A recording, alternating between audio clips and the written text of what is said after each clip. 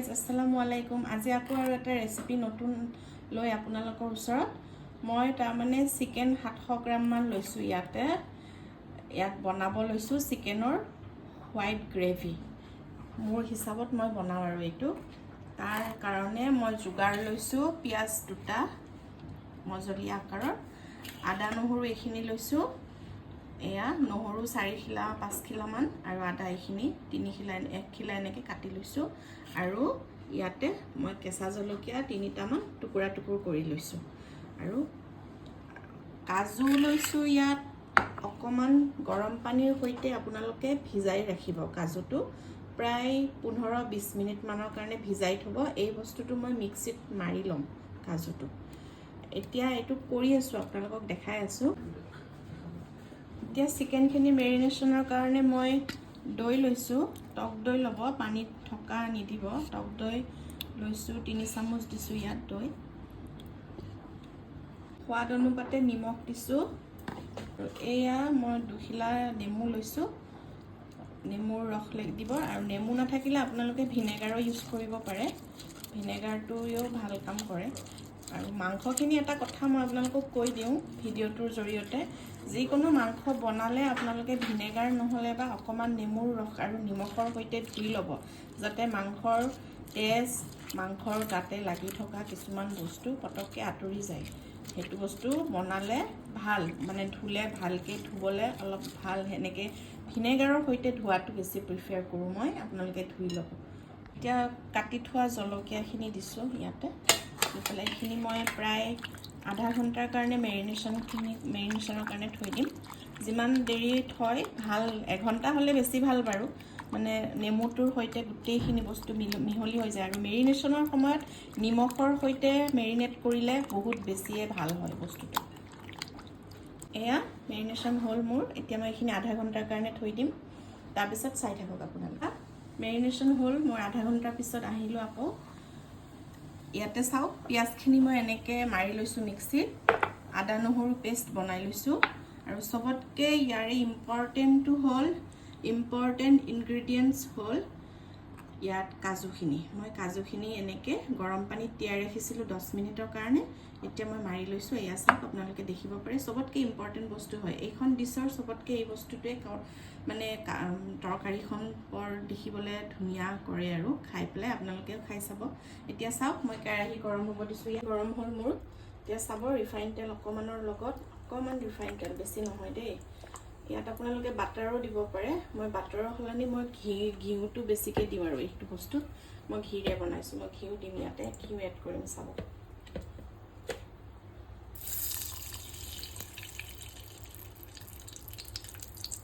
ইয়াতে মই এতিয়া দালচেনিৰ টুকুৰা দিম, চুটি ইলাইচি, বাৰী ইলাইচি দিম। তাৰ ওপৰত অকণমান লং ইলাইচি দিম। জালুক আৰু হোৱাইট জালুক, ক'লা জালুক দিছোঁ। জিৰা দিছোঁ অকণমান।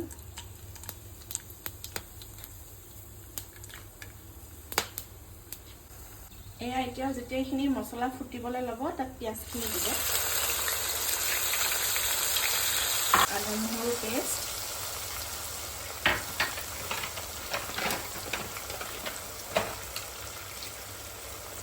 তেজপাত 2টা দি এইখিনি ভালকৈ লৰাই দিব।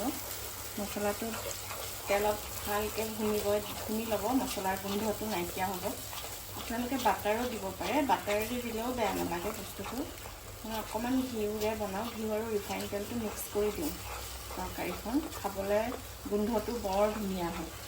এনেকৈ মই তেলটো ফুটিবলৈ যিমান দেৰিলৈকে তেলটো নুফুটে মই এনেকৈ লৰাই থাকিম। আৰু ইয়াত অকণমান কাশ্মীৰ মিৰ্চ এড কৰিম।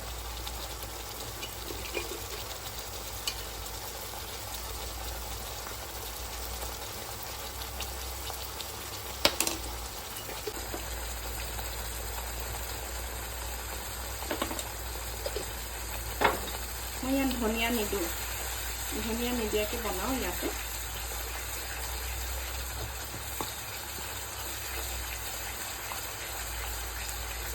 এনেকৈ তেল ফুটিবলৈ মছলাখিনি অকণমান এনেকৈ লৰাই থাকিব। তেলটো ফুটিবলৈ দিব।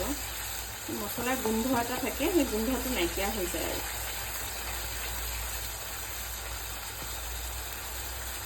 এয়া চাওক মোৰ তেলটো উঠিছে, মছলাখিনিৰ লগত মিলি গ'ল। এতিয়া মই মাংসখিনি দিলোঁ।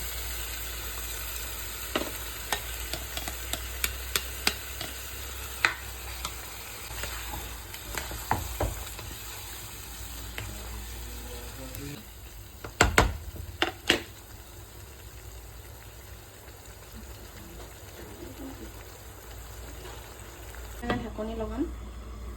চাওক মই লাৰি আছোঁ এখন, এনেকৈ আপোনালোকে লাৰি থাকিব দেই তৰকাৰীটো, নহ'লে মানে লাগি যাব পাৰেতো, সেইটো কাৰণে মই লাৰি আছোঁ। বস্তুটো আছে নন ষ্টিকত লাগি নাযায় বাৰু, তথাপি তেল ফুটিবলৈ দিছোঁ। এতিয়া চাওক তেল লাহে লাহে ফুটি আছে, মছলাখিনি মাংসখিনি গোটেইখিনি মিলি যাব। তাৰপিছত মই ইয়াৰে একদম মেইন ইনগ্ৰিডিয়েণ্টছটো আপোনালোকক দেখাম, এড কৰিম। এয়া চাওক তেল পূৰা ফুটিছে আৰু তৰকাৰীখনত। এতিয়া মই কাজুখিনি এড কৰিম। এয়া পিছি থোৱা কাজুখিনি।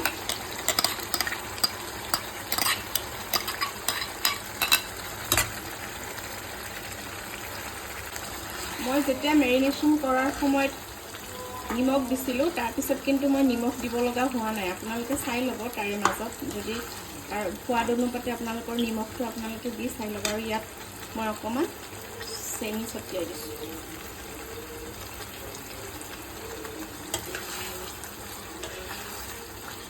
এয়া দেখিছেনে মোৰ চিকেন হোৱাইট গ্ৰেভি লাহে লাহে বনাই আছোঁ, ৰেডি হৈ আছে। আপোনালোকে চাই আছে, দেখিব। ভাল লাগিলে মোক প্লিজ মোৰ চেনেলটো ছাবস্ক্ৰাইব কৰি দিব। তাৰপিছত চাওক দেখিছে লাৰি থাকিব লাগে তৰকাৰীটো, নহ'লে এয়া দেখিছে তলত এনেকৈ মানে ছাইডত লাগি লাগি যায়। সেইটো কাৰণে আপোনালোকে লাৰি থাকিব লাগিব বস্তুখন, যাতে তলত লাগি নাযায়। এতিয়া মই ইয়াত অকণমান পানী এড কৰিম। পানী দিম।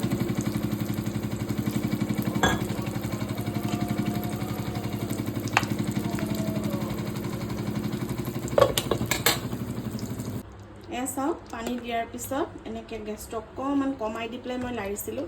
এতিয়া বঢ়াই দিছোঁ, অকণমান উতলিব দিম ভালকৈ। এতিয়া এনেকৈ কম ইনগ্ৰিডিয়েণ্টছত আপোনালোকে বনাই খাব এইখন, খুব খাবলৈ বৰ ধুনীয়া।